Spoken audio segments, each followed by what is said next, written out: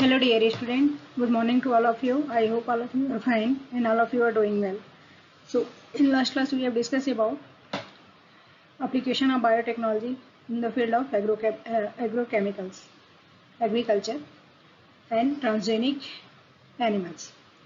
So I hope that points were clear. Today we will discuss about application of biotechnology in medicine. So let's see its overview.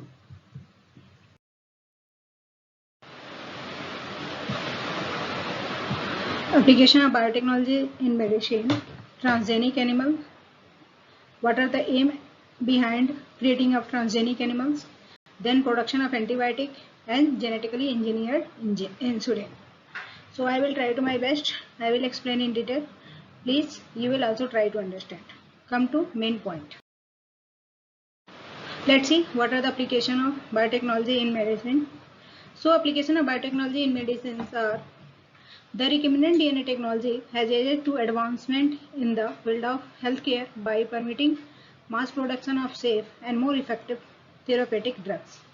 जो biotechnology है, जैसे आपने देखा था कि ये एग्रीकल्चर में डिफरेंट टाइप्स के हम चाहे इन्वायरमेंटल साइंस हो, बायोटेक्नोलॉजी हो, माइक्रोबायोलॉजी हो, हम मॉडर्न टूल्स एंड टेक्निक का यूज करके डिफरेंट टाइप्स के चीज़ों को क्या करते हैं, प्रिपेयर करते हैं.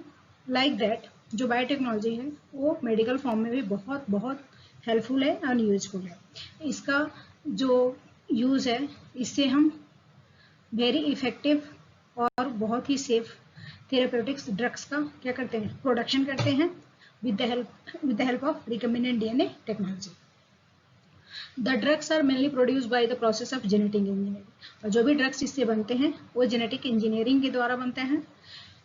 Humulin, this is the best example. The genetically modified insulin is used to treat diabetes is produced through the genetic engineering. जो आपने देखा होगा कि बहुत लोगों को डायबिटीज नाउअडेज तो ये कॉमन बात हो गई है. तो जो बायोटेक्नोलॉजी है इसकी सहायता से हम एक इंसुलिन की जगह पे इंसुलिन की कमी को फुलफिल करने के लिए हम जो बायोटेक्नोलॉजी है उसने एक ड्रग बनाया है जिसका नाम है ह्यूमुलिन. तो ये जो होता है जेनेटिकली मॉडिफाइड इंसुलिन का ही पार्ट होता है और इससे हम जो डायबिटिक पेशेंट है उसको क्या कर सकते हैं, ठीक कर सकते हैं. So you can see here there are lots of uses and applications of biotechnology in the case of medical science. So I hope these points are clear. Come to next. Let's see transgenic animal. जो transgenic animals है ये वो animals होते हैं जो हम जो species extinct हो चुके हैं या इंडेंजर्ड हैं या थ्रेटेड हैं उनके जीन को लेके हम उन्हीं की तरह क्या करते हैं, एक हाइब्रिड तैयार करते हैं और उस प्रजाति को सेव करने के लिए ताकि फ्यूचर में पूरे तरीके से एक्सटिंक्ट ना हो जाए उसके जीन को लेके हम क्या कर सकते हैं, स्टोर करते हैं. तो ये जो होते हैं उन्हीं का अल्टर्ड जीन होता है have been experimentally inserted into the genome by genetic engineering technique. ठीक है. तो इसमें क्या है कि यदि हमने जीन को सेव करके रखा है जो स्पीसीज एक्सटिंक्ट हो गया है या एक्सटिंक्ट होने वाली है, ठीक है, तो फ्यूचर में हम उनसे रिलेटेड क्या कर सकते हैं, हाइब्रिड तैयार करके और उन्हीं के तरीके के एनिमल्स को तैयार कर सकते हैं. नाउअडेज जो ट्रांसजेनिक एनिमल्स हैं वो क्या हो गया, रैट तैयार किया जा रहा है, रैबिट हो गया, पिग्स हो गए, सीप हो गए, काउस, फिशेस, ये सारे जो हैं ट्रांसजेनिक एनिमल्स हैं जो बायोटेक्नोलॉजी की सहायता से क्या किया जा रहा है, प्रोड्यूस किए जा रहे हैं. Among all the other transgenic animals the mouse is the existing transgenic animals. ठीक है, जो माउस है वो भी ट्रांसजेनिक एनिमल्स का ही पार्ट है. सो you can see here this is the rabbit, elephant, rat. तो ऐसा नहीं है कि सिर्फ हम छोटे छोटे एनिमल्स को प्रोड्यूस करते हैं, हम बड़े एलिमेंट्स को भी प्रोड्यूस कर सकते हैं या हो भी रहा है. आपने देखा होगा जो काऊ वगैरह है, ठीक है, तो population day by day human का बढ़ता जा रहा है तो इनकी रिक्वायरमेंट भी बढ़ती जा रही है. तो उस केस में हम लार्ज प्रोडक्शन ऑफ मिल्क चाहिए ताकि हम सबके रिक्वायरमेंट को क्या कर सके, फुलफिल कर सके. तो ये बायोटेक्नोलॉजी की सहायता से ही फुलफिल किया जाता है. I hope this points are clear. Come to next point. Let's see what are the main aim behind the creation of transgenic animal. जो मेन एम है, हम ट्रांसजेनिक एनिमल तैयार क्यों कर रहे हैं और हमें इनकी ज़रूरत क्यों है, for the production of biological product. जो बायोलॉजिकल प्रोडक्ट है वो हम एक्सेस अमाउंट में क्या कर सकें, प्रोड्यूस कर सकें, to study the different types of disease. इससे हमें डिफरेंट टाइप्स की बीमारियों के भी बारे में क्या कर सकते हैं, पता लगा सकते हैं। To study the contribution of gene in the development of disease.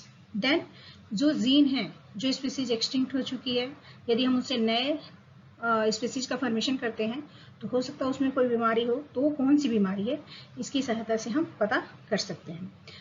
For testing of safety of vaccine and toxicity of drug before they are used on the human.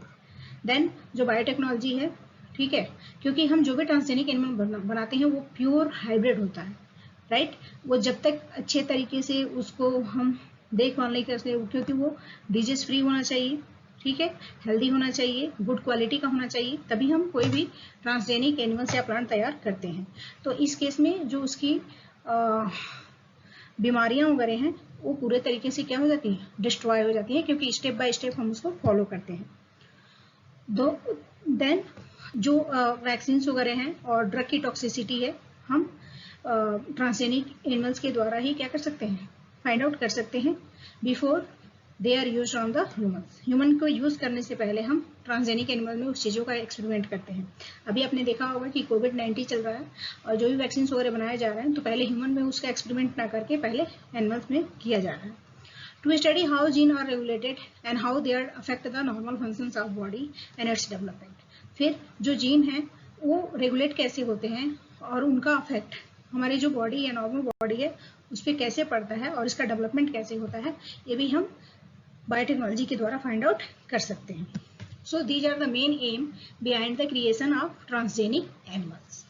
So please listen it carefully and learn it. I hope these points are clear. Come to next point. Let's see production of antibiotic. So humulin क्या है, एक insulin का antibiotic है।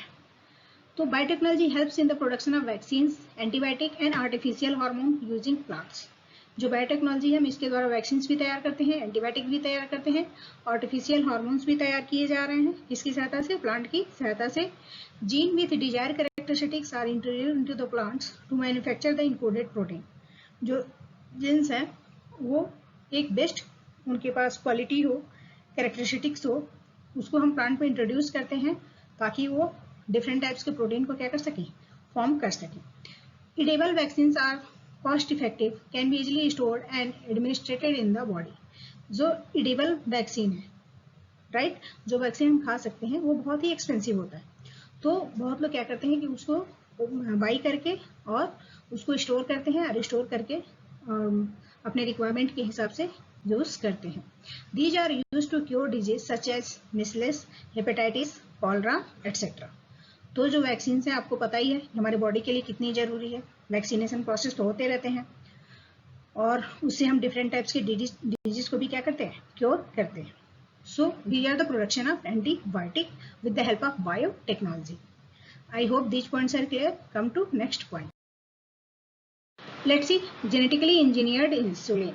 अब ये genetically engineered insulin क्या है, क्योंकि बायोटेक्नोलॉजी के जेनेटिक प्रोसेस से बनाया गया है इसलिए इसको हम जेनेटिकली इंजीनियर्ड इंसुलिन कहते हैं। जो सबसे पहले इंसुलिन एक्सट्रैक्ट किया गया था वो कहाँ से किया गया था, स्लॉटर्ड कैटल एंड पिग। जो स्लॉटर्ड कैटल थे और पिग थे उनके पैनक्रियास से एक्सट्रैक्ट किया गया था। लेकिन insulin from the this sources develop allergy और other types of reaction to the foreign protein. तो ये जो है पहले यूज किया जाता था, लेकिन नाउ इट इज रिसर्चर ने पता किया कि इसका यूज करने से हमारे बॉडी में एलर्जी प्रोड्यूस होती है और फॉरेन जो प्रोटीन्स हैं उसको भी डिस्ट्रॉय कर सकता है। इसलिए इसका स्लॉटर कैटल का और पिग का जो इंसुलिन बनता था उस पर बैन लग गई है और बहुत ही कम अमाउंट में इसका प्रोडक्शन किया जा रहा है। Insulin consist of 2 short polypeptide chain. जो इंसुलिन है उसमें 2 पॉलीपेप्टाइड चेन होते हैं, chain A and chain B, that are linked together by disulphide bond. और जो ये दोनों पॉलीपेप्टाइड चेन है, chain A and chain B, वो डाइसल्फाइड बॉन्ड के द्वारा क्या होते हैं, जुड़े होते हैं आपस में। आप नेक्स्ट पिक्चर में देखोगे ठीक है, तो जो इंसुलिन है उसमें 2 पॉलीपेप्टाइड चेन हो गए, chain A and chain B, and the chain are linked by a disulfide bond. Human insulin is synthesized as a pro-hormone.